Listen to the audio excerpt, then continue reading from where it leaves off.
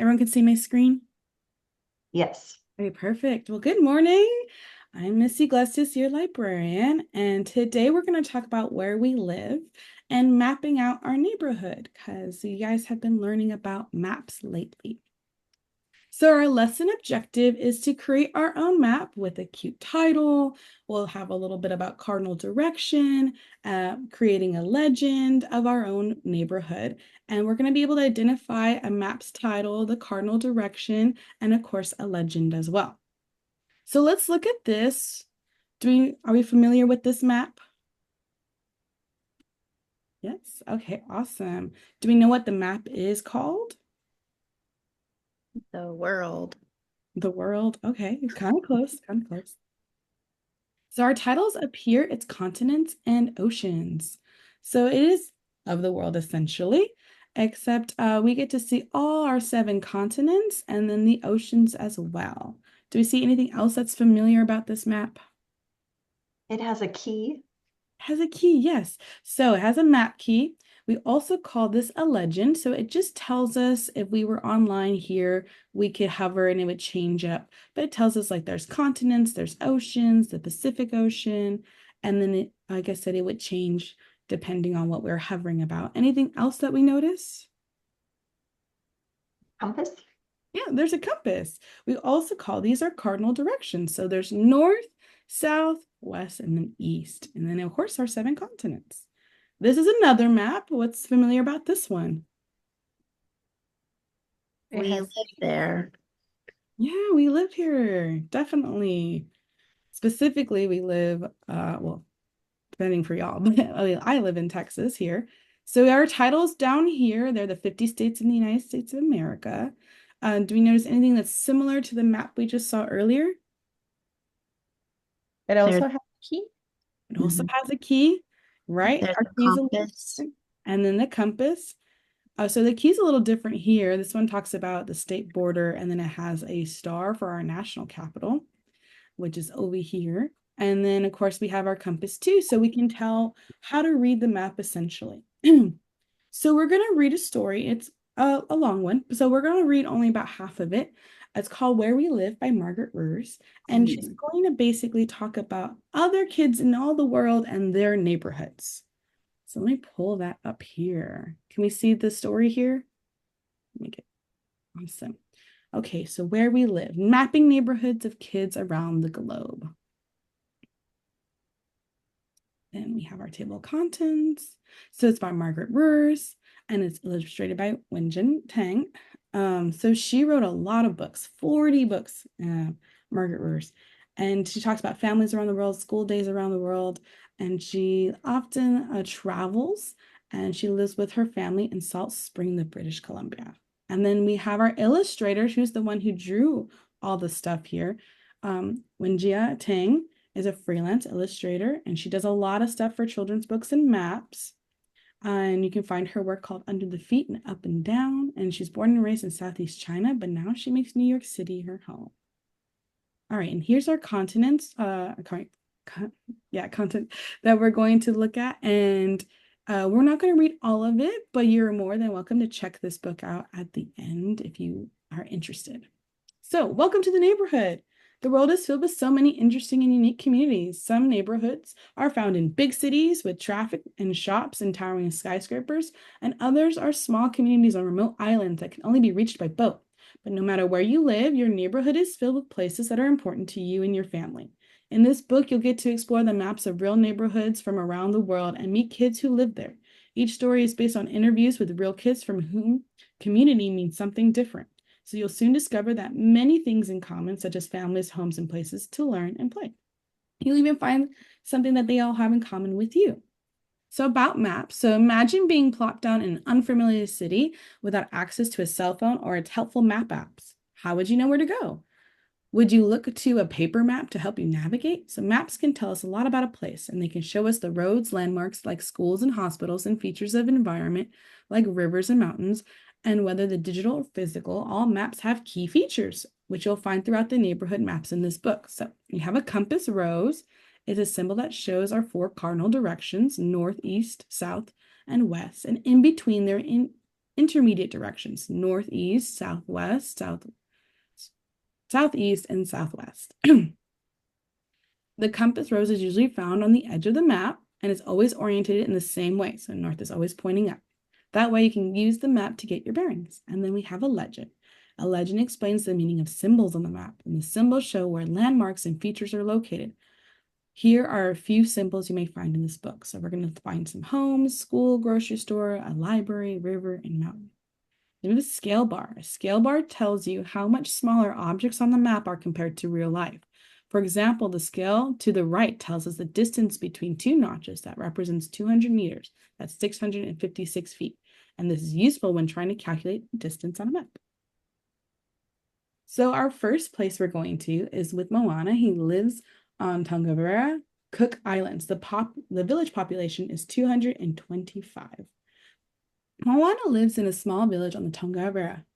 This ring-shaped island is called Atoll, which is part of the Cook Islands, a Polynesian nation in the South Pacific Ocean.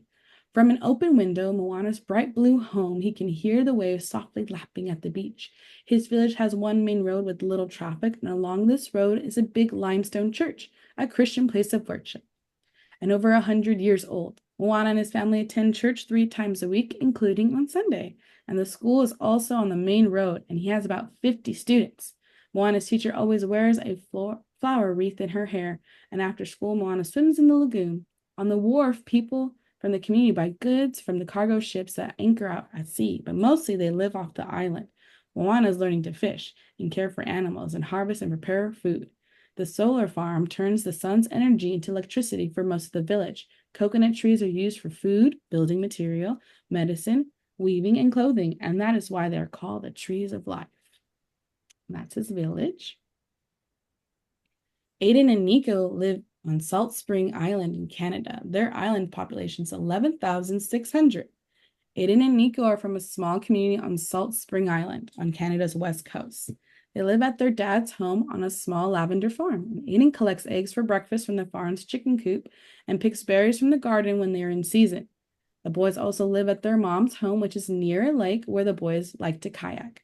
Aiden and Nico's mom drives them to school on weekdays, and their school doesn't have many students, so even though the boys are in different grades, they're in the same class, and they are learning to speak French, one of Canada's official languages. When the school is over, they take the bus to their grandparents' home, and after school, Nico takes lessons at the swimming pool, and Aiden plays at the skate park. But their favorite thing to do is walk to the ice cream shop along the boardwalk to watch float planes land in the harbor. They often see the boat that takes the students from the nearby islands to school. The school boat is called a scholarship. Jonathan lives in Cambridge, United States, and their city's population is 121,000. Jonathan lives in the city of Cambridge in the eastern United States with his mom, dad, and little brother Benjamin. Their home is a tall house with shutters and windows and an oak tree out in front. When the boys have the day off of school, they like to visit the library. It has a turret like a castle and a huge children's room filled with books, big stuffed animals, and puzzles. But what Jonathan likes best are the hamsters, Blanche and Tallulah, whose cage is at the librarian's desk.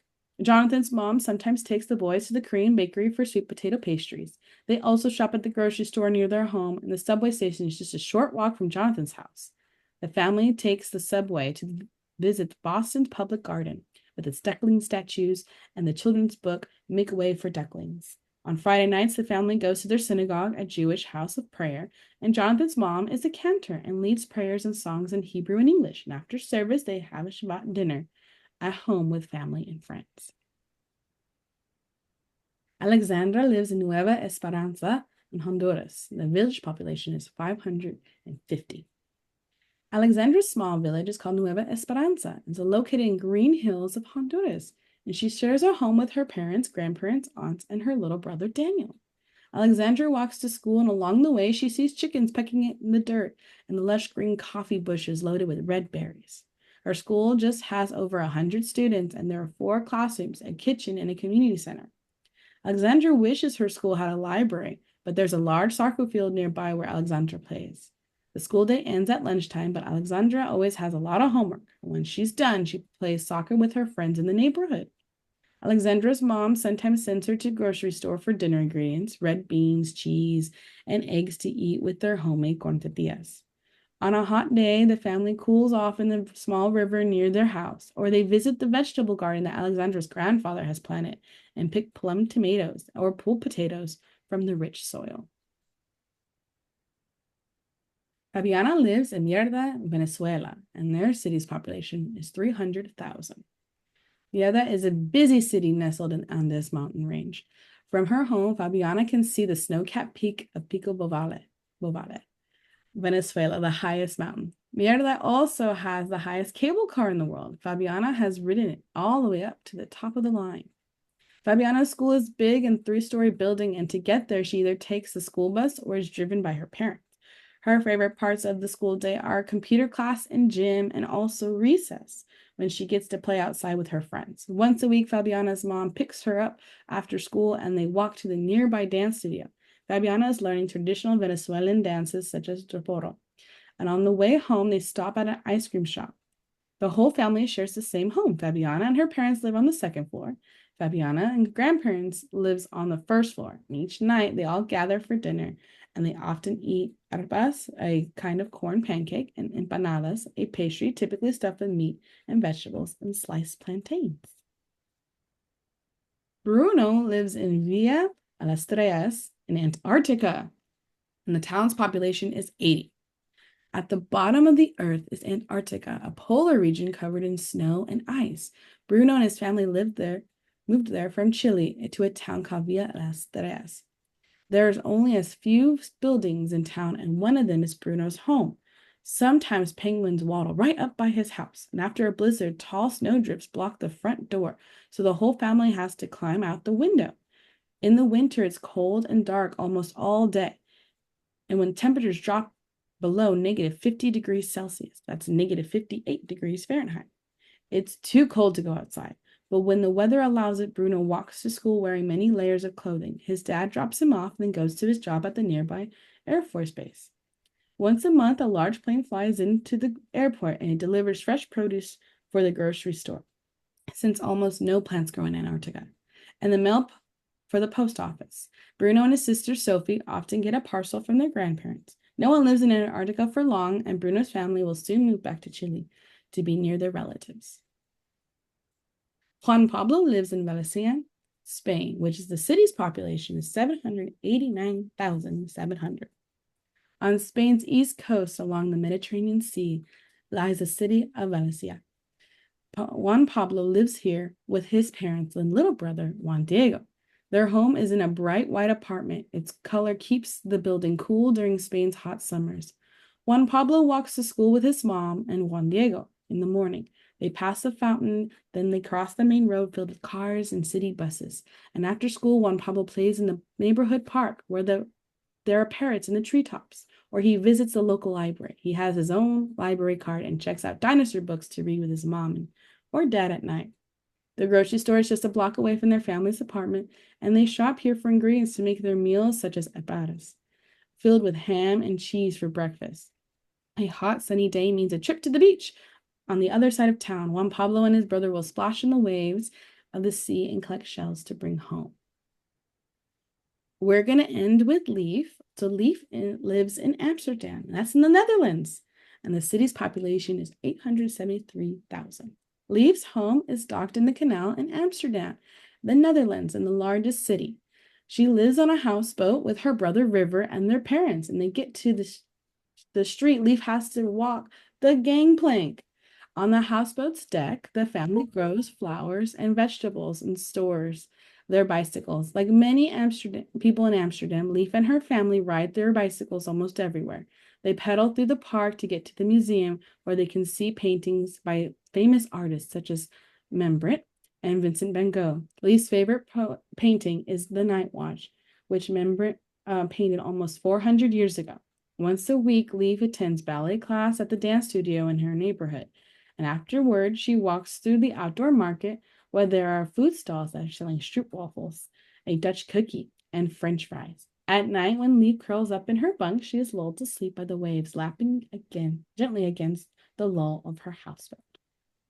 So there's many more kids that we won't get to read, but you're more than welcome to pick up this book in our library. So we're going to go back over here and we're going to do a little bit of an overview. So about what we learned. So the first question is, what was your favorite neighborhood that we talked about in the book? And you can say it out loud. You can use the chat. It's up to you. I liked the last one that you just read because I love stroopwafels. Oh, yes. That's cute. Yes. Leaf and her family in Amsterdam. I love that.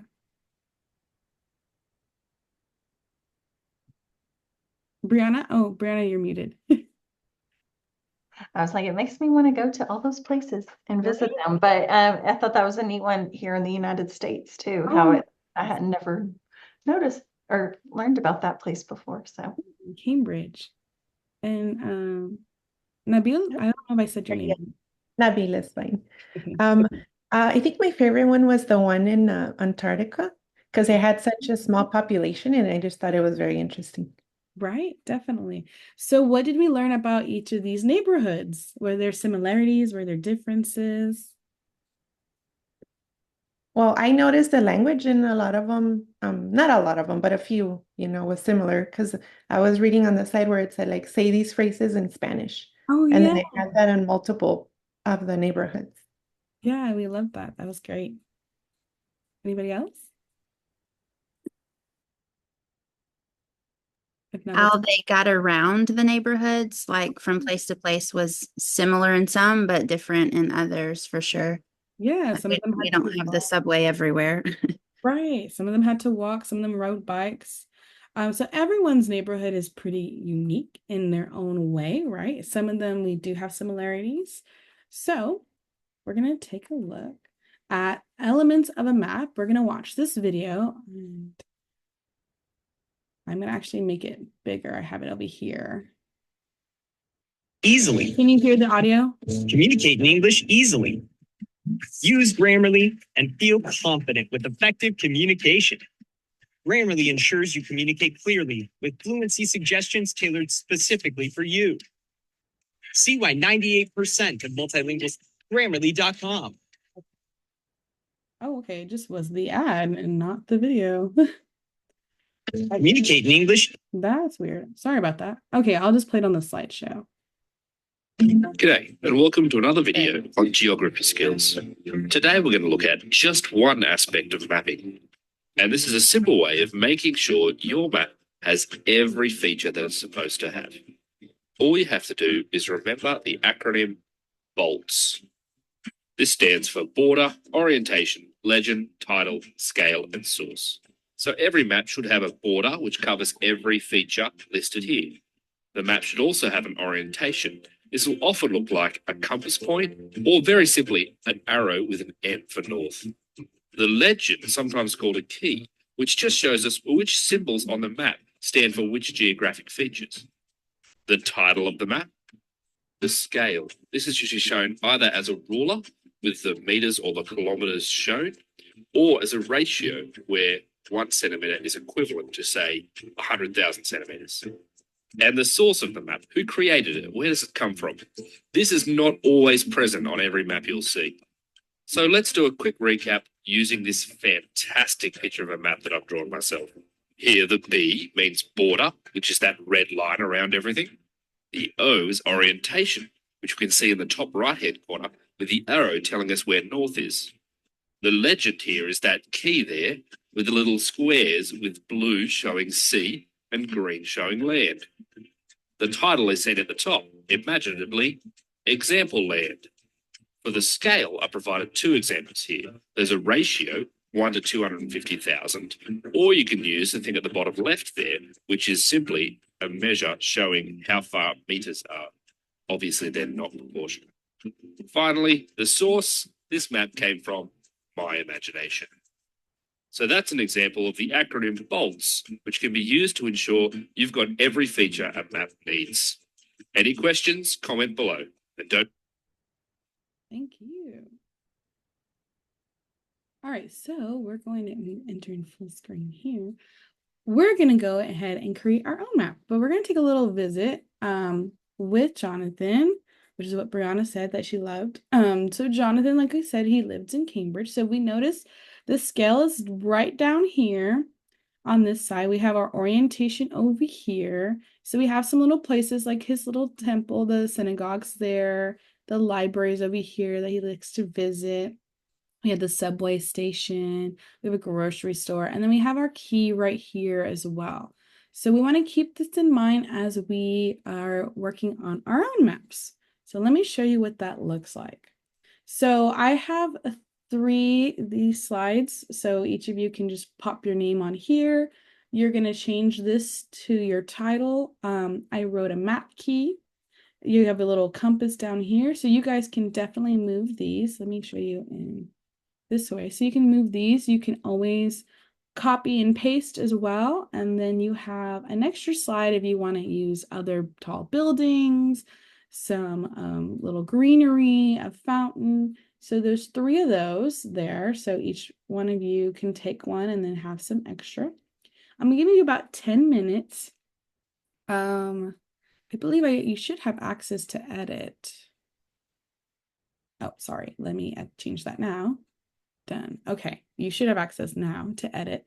If you finish early, I also have some extensions here, just about like kind of like name your neighborhood, where your house is, name of your neighbor, little sentences. There's 3 of those. And then I have a couple of videos if you want to watch. We'll share out our maps and stuff. So I'll give you about 10 minutes and then we'll come together, share out, and then we'll have a little closure. Yes? Cool. I have a timer. The timer has music on it. If you don't like music, you can always mute on your computer and stuff. So I'm gonna go ahead and start. If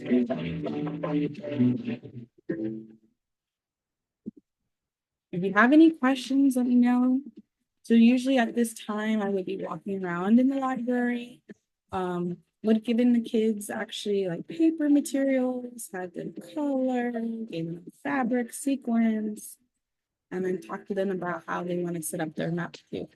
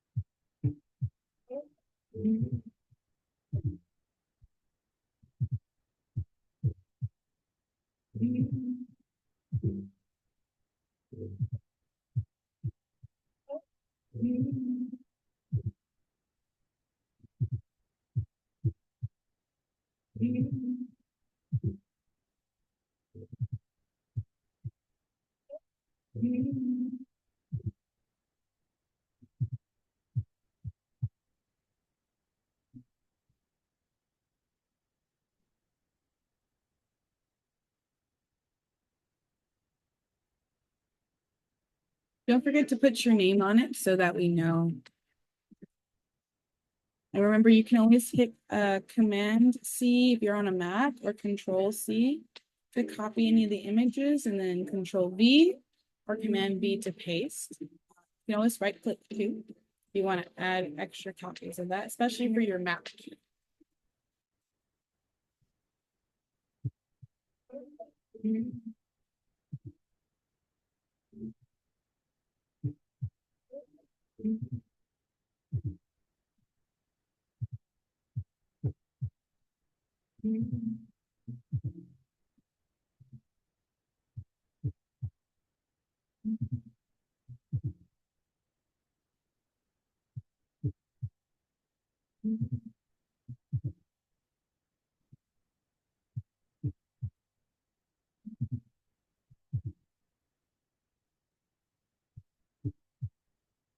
So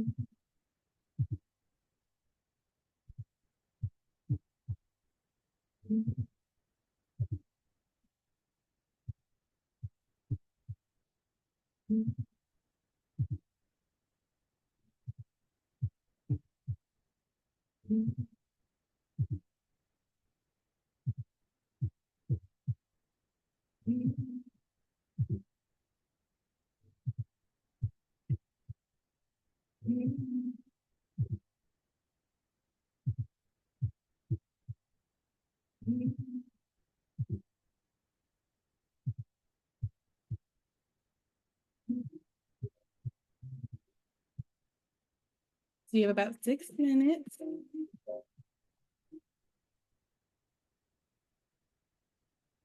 Keep in mind for your map key to locate like where your house is. Maybe if there's a building you like to go to, like the library, or maybe it's a grocery store, or it's a fun place that you and your family visit. Don't need a lot on your map key, maybe about 2 to 3 things. If you want to add more, you can add more.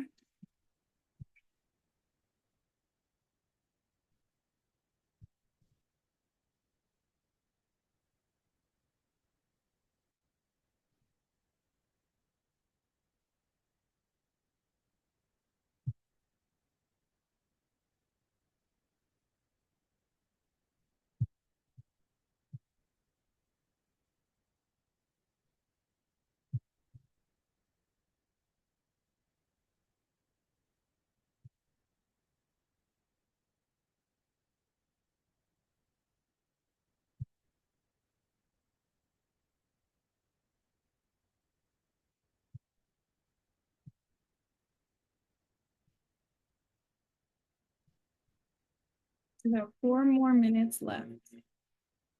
If you need a little more time, I'll ask towards the end. I'll add a couple more minutes.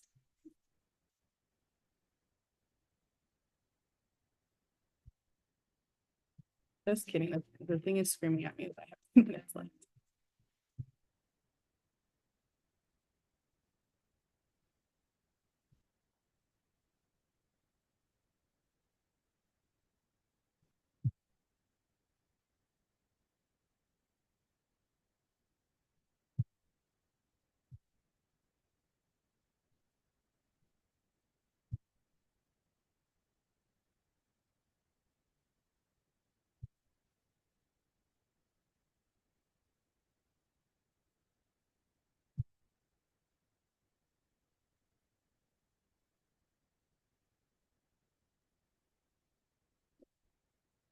About 3 minutes or so left.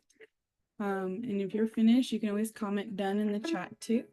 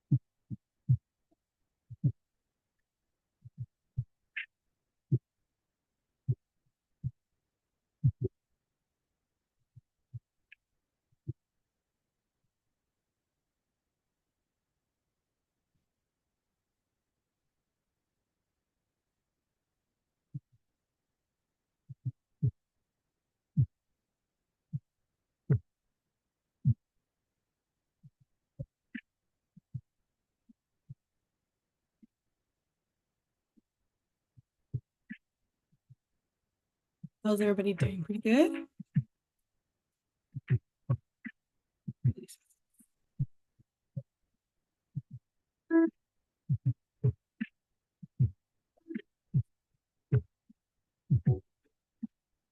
Oh, perfect. Okay, so Julie's done.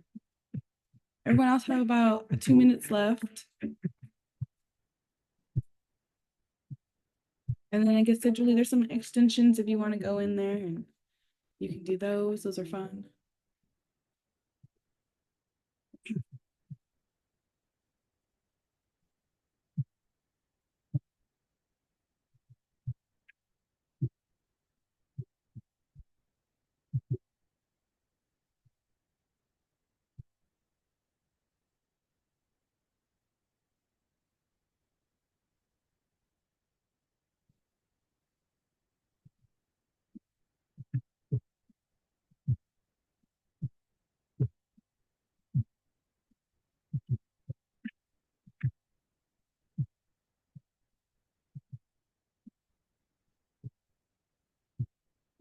Everyone else has a minute left.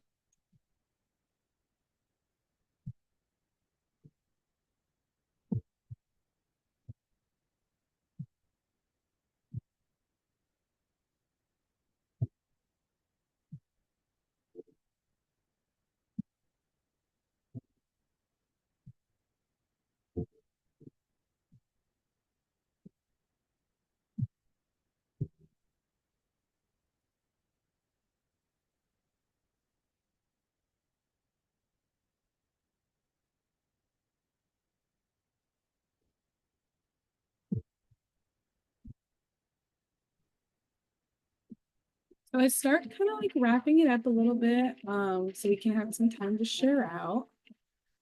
Depends on who wants to start. I can just go through the whole slideshow as is.